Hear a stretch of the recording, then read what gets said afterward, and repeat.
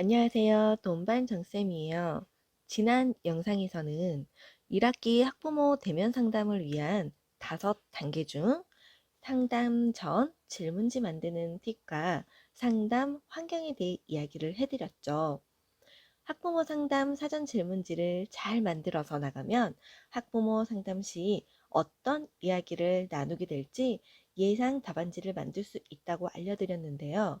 이번 시간에는 상담 5단계 중 학부모가 어린이집 유치원에 상담을 왔을 때 어떻게 상담을 해야 되는지, 그리고 상담 마무리와 그 후에 대해서도 알려드릴 예정이니 구독, 좋아요 꼭 눌러주시고 알람 설정도 해주세요.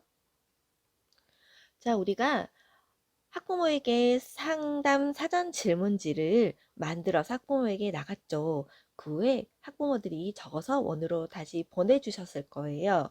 학부모가 궁금해하는 상황들을 꼼꼼히 읽어보시고 예상 답안도 나름 준비를 하셨을 텐데요. 드디어 오늘이 학부모가 오시는 날이에요. 선생님들은 학부모가 방문하는 날에는 옷차림과 화장에 조금 더 신경을 쓰실 거라고 생각해요. 손님을 초대해 놓고 평소 복장으로 맞이한다면 예의가 아니죠. 그리고 학부모도 좀 더 깔끔하게 차려입은 선생님을 보면 더욱 전문가처럼 보게 되며 교사의 말에 신뢰를 느끼실 거예요. 학부모가 교실에 들어서시면 인사와 함께 자리로 안내해 주세요. 그리고 안부 인사는 아주 짧게 해주세요. 어머니, 어서 오세요. 기다리고 있었어요. 날씨가 참 맑죠? 햇살이 가득하여 상담하기 좋은 날이에요. 오시느라 고생하셨죠? 주차하는데 어렵진 않으셨나요? 방문해 주셔서 진짜 감사드려요. 이런 식으로 간단하게 하시고 아이의 자리나 작품이 걸린 쪽을 가리키며 간단하게 아이의 것이라고 알려드릴 수도 있어요. 명심하실 건 학부모와 이야기를 하시면서 교사는 학부모에게 질문하고 공감해주고 기록하고 교사로서 어떻게 도와줄지를 함께 이야기를 해주시면 되는데 질문지에 답했던 학부모 이야기를 시작하시면서 다시 질문을 하시면 돼요. 아, 우리 민준이가 가정에서는 혼자 밥을 떠먹지 않나 봐요. 그럴 때 어머니는 어떻게 하시나요? 이렇게 질문을 먼저 하세요. 그리고 나서 아, 그러시구나. 요 며칠 민준이가 밥에 관심이 없어 원에서도 떠먹여 달라고 하더라고요.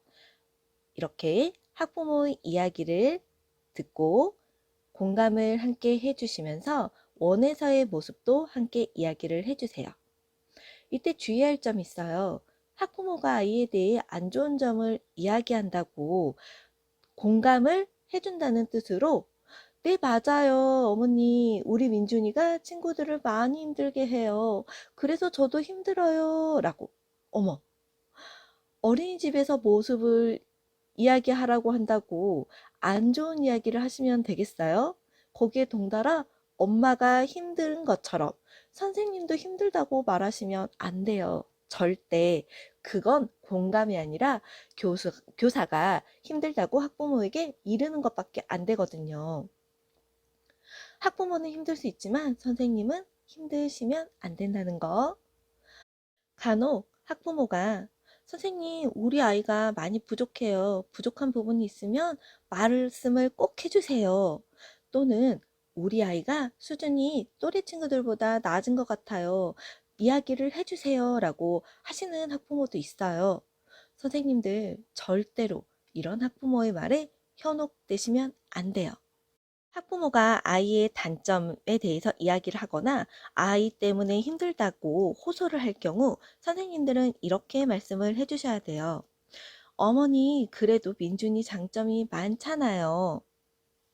또는 네, 우리 민준이가 동생을 자꾸 때리고 장난감을 던져서 어머니가 힘드시겠어요. 그래도 우리 민준이가 친구 때리고 나서 미안한지 미안하다고는 잘하더라고요. 친구가 장난감을 안 줄 땐 이거 하나만 줄래? 라고 말을 가르쳐 주니 말로 하려고 노력을 하더라고요. 점점 좋아질 것 같아요. 이렇게 엄마 이야기를 공감해주고 위로해주고 아이도 어린이집에서 같은 행동을 하지만 그 대안 방법을 선생님이 가르치고 있고 앞으로는 점점 좋아질 거라는 이야기를 해주시면 돼요. 학부모가 내 아이의 문제점에 대해서 이렇게 꺼내신 건 선생님에게 그 문제가 있다는 말을 듣고 싶어서가 아니에요. 학부모는 내 아이가 잘하고 있다는 말이 듣고 싶어 선생님에게 이야기를 꺼내는 거예요. 스스로도 아이가 이 문제가 있나? 조금 늦나? 이렇게 생각을 하면서도 내 아이만큼은 그 누구에게서 또 부정적인 말을 듣고 싶어 하지 않아요. 선생님들도 결혼하신 분들이라면 경험을 하셨을 텐데, 이 아이가 어떤 잘못을 했을 때 내가 혼내는 건 괜찮지만 남편이 혼내거나 또는 다른 사람이 이 아이를 지적하거나 혼내는 걸 보면 가슴속에서 부글부글 끓어오르지 않으신가요?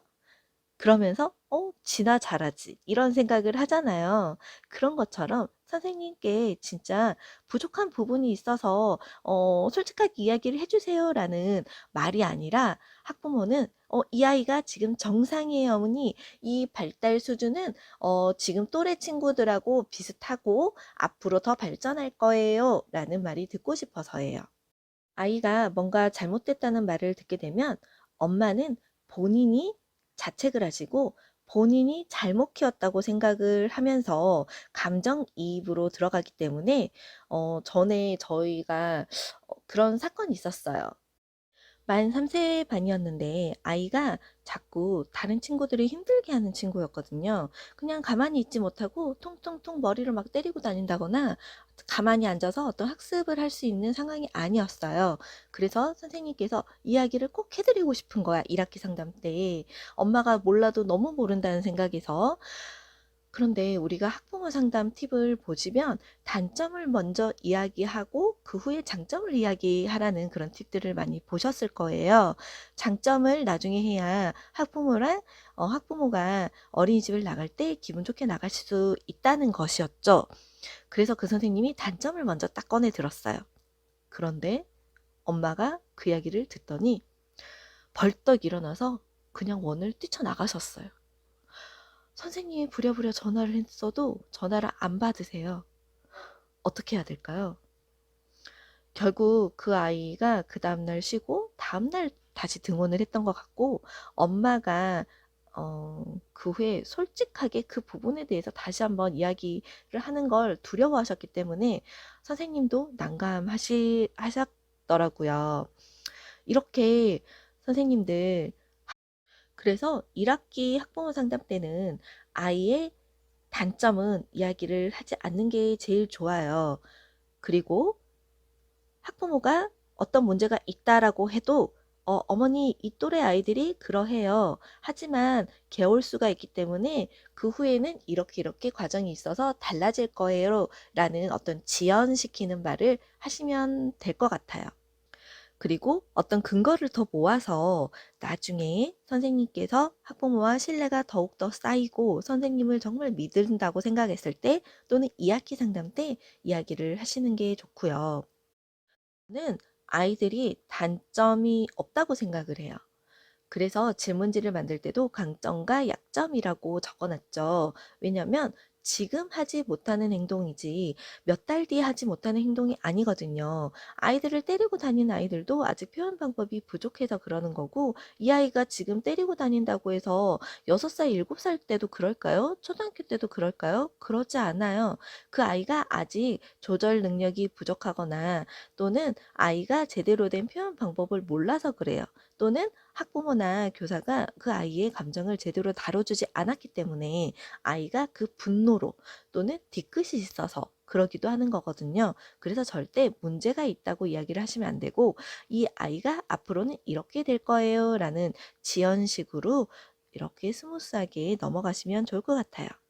그리고 학부모가 어떤 이야기를 하시든 거기에 넘어가지 마시고 선생님들은 제가 조금 더 지켜보고 알아보도록 할게요 라는 식으로 차후에 이야기를 하자는 식으로 하시면 될 것 같아요. 왜냐면 학부모가 말한 내용에 대해서 질문에 대해서 선생님이 아직 그 부분에 대해서 잘 모르는데 또는 내가 답안으로 작성을 못 해놨는데 학부모가 어떤 이야기를 하셨을 때 하고 이렇게 기억을 하시려고 자꾸 되돌아보시다 보면 실수를 하게 되거든요. 그래서 어머니 그 부분은 제가 참고해서 적으시는 거죠.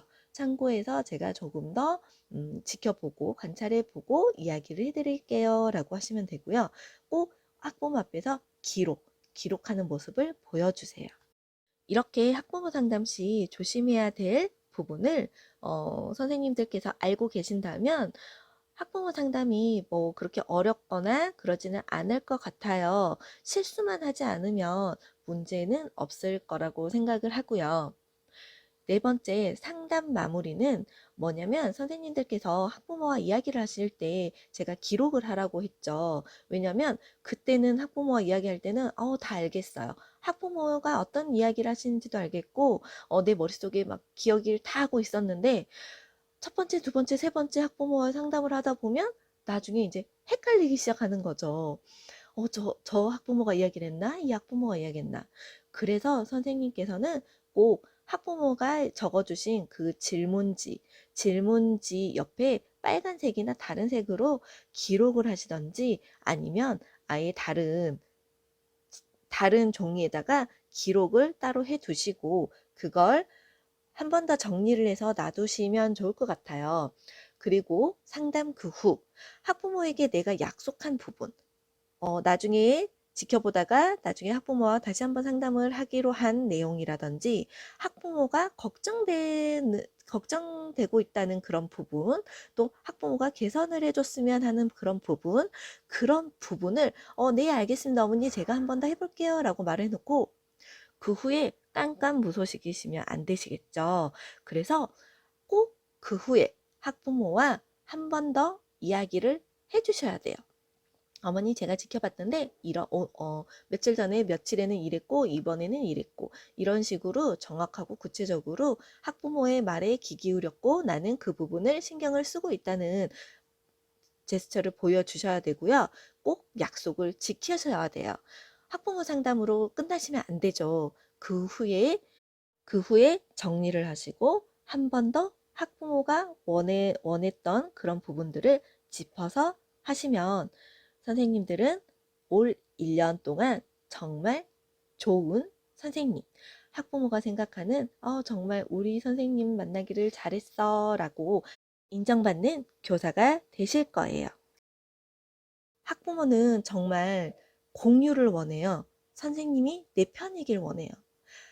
학부모는 자기 자신을 잘못했다고 지적하거나 가르치려던 사람을 정말 싫어해요. 그렇지 않아도 죄책감이 큰데 선생님까지 내가 아이를 잘못 키우고 있다고 말한다면 상처받고 선생님을 신뢰하지 않을 거예요. 그래서 잘하고 있다는 응원을 듣고 싶어 하기 때문에 선생님들 꼭 학부모가 원하는 그런 말을 해주시길 바랄게요. 사람은 꼭 지적하고 가르친다고 해서 바뀌는 게 아니라 내가 응원하고 그 사람을 정말로 생각해 줄 때 그 사람이 변하더라고요. 그래서 선생님들도 그렇게 학부모와 공유하고 상담을 해 나가시면 좋을 것 같아요. 지금까지 학부모 1학기 상담에 대해서 알아보았어요. 선생님들 도움이 되셨는지 모르겠어요. 실수 없는 학부모 상담이 되시길 바랄게요. 지금까지 도움반 정쌤이었습니다. 감사합니다.